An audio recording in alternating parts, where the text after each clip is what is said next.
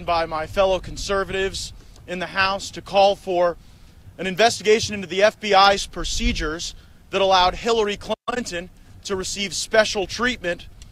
We'll also investigate the unprecedented bias against President Trump that exists when we allow people who hate the president to participate in the investigations against him. Nobody should get special treatment, and nobody should be subjected to special bias.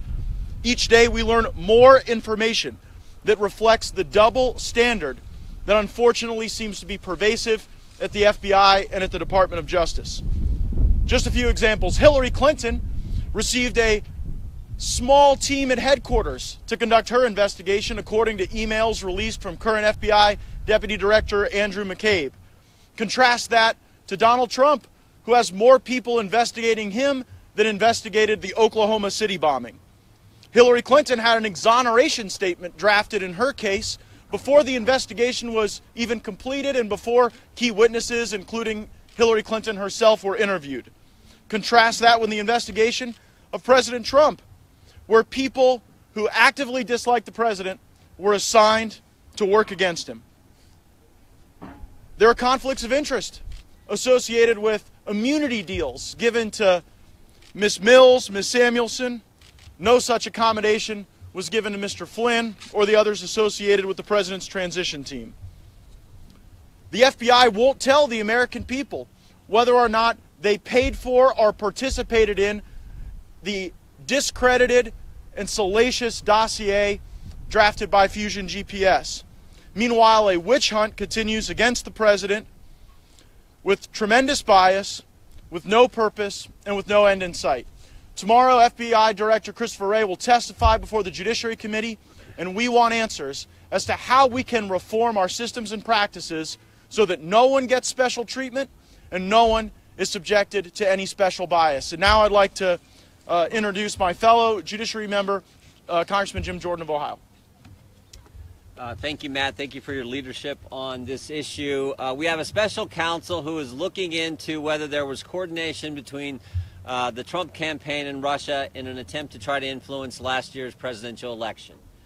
We know, however, that the Clinton campaign actually paid Russians to try to influence last year's election. The DNC, the Clinton campaign, paid the law firm, who paid Fusion GPS, who paid Christopher Steele, who paid Russians to put together the dossier that we've all now read so much about. So last night we sent a letter to a number of us. I think everyone up here at the podium was part of that letter. We sent a letter to Attorney General Sessions, Deputy Attorney General Rosenstein, and FBI Director Wray, asking them to make available, make public, the application that was taken to the FISA court, that we believe was taken to the FISA court, to enable spying to take place on Americans associated with the Trump campaign.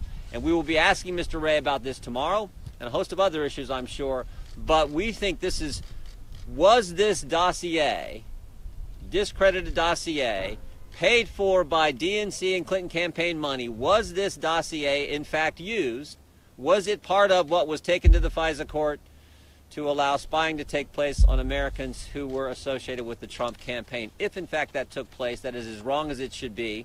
We want to know that, and that's why we've asked for the application to be made public. And as I said, we'll be questioning Mr. Wray about this and a host of other issues tomorrow. With that, I would now turn it over to, looks like, Mr. Perry.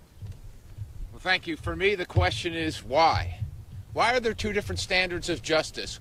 Why doesn't the FBI and the Justice Department have to comply with subpoenas by the Congress for information that the American people need to have and should have access to? Why is that happening? Why did Ms. Samuelson, why did other members of the last administration get immunity deals? And what did we get for them? And why don't we know that? Why is there two standards of justice for those folks, but another standard of justice for the folks in the Trump administration? And if we understand the why, then we can see the what, including what did we get for a laptop that was turned in, right, and immunity was given, and we want to know what was on that laptop. So we're not here to lift up and say that it was okay that what Michael Flynn or Paul Manafort did. That's not the case whatsoever. Lying to the FBI is always wrong. But as citizens, if one person can be persecuted by an instrument of the government at one standard and another one can't, what does that mean to all of us? Should we fear our FBI if we're not in the right political mindset, if we don't say the right things? Or do we have the confidence in knowing that our Justice Department will prosecute crimes, or is this now a Justice Department that prosecutes individuals? And if that's the case, are we no longer a country of laws as opposed to a country of men? Folks, this is how police states are started. This is how it begins. And it has to stop, and the only way that this stops is by sunlighting, by daylighting, by providing the information to the American people through their duly elected representatives in Congress so everybody can see what happened here, and then we'll understand the why and the what. And with that, I'll turn it over to my good friend, Jody Hice. Thank you. And grateful that each of you are here. Listen, this is all about ultimately whether or not Lady Justice is still blindfolded or whether or not she is peeking out from underneath to show favoritism to certain individuals. The more we hear about how the FBI handled the investigations involving Hillary Clinton, the more we understand that she received special treatment, and that is unacceptable. From the infamous tarmac meeting with Bill Clinton and Loretta Lynch to the changing of the scandal from being described as grossly negligent to extremely careless, it is clear that Hillary Clinton has received break after break after break from the FBI. And when it comes down to it, everyone ought to be treated equally under the law, regardless of who they are. And this type of incident that has been occurring must stop. So an investigation into the FBI's process and procedures that allow this type of activity to occur must come to an end. We must have justice at this point, and at the same time we must make sure that this type of favoritism never occurs again. And with that, I turn it over now to Andy Biggs. Good morning. Thank you for being here.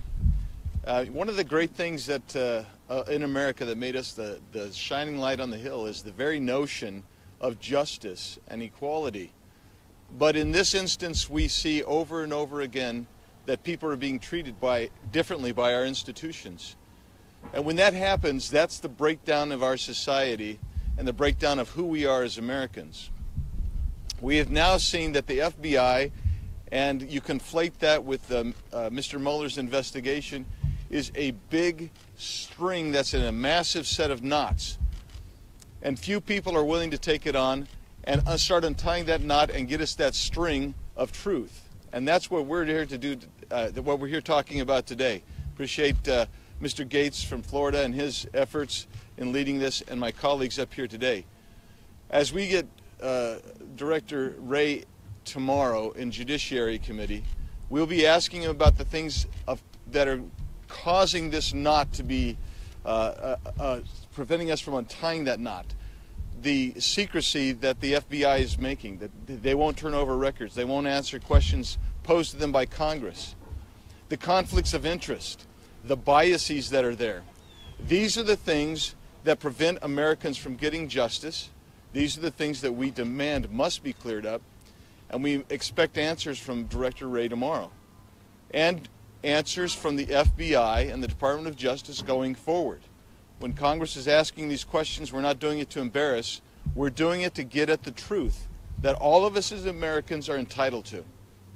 So I'm looking forward to Director Wray's comments tomorrow, his response to the Judiciary Committee, and then my understanding is Rod Rosenstein will be there the following week. And let me just tell you something. One of the questions that needs to be answered is, why are the same people that have mishandled and provided bias to the Hillary Clinton investigation over time, why are they still in this administration? Why do they continue when they have demonstrated distinct bias against this president and this administration? We need answers to those things if we're going to return to be a city on the hill, that light on the hill. So with that, I'm pleased to turn this over to my friend, Representative Meadows.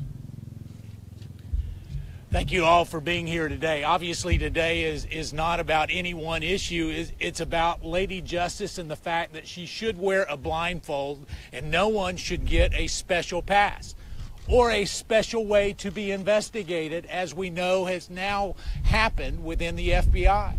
It is time that we get to the bottom of it. And I call on Attorney General Sessions. It is time for him to show the type of leadership to make sure the American people get the answers they deserve.